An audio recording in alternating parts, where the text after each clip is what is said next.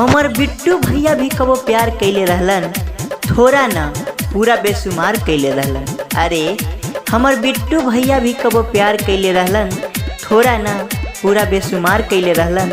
जब वो पगली कहलस, अरे तू सच मान लेला, हम तो मजाक कैले रहनी।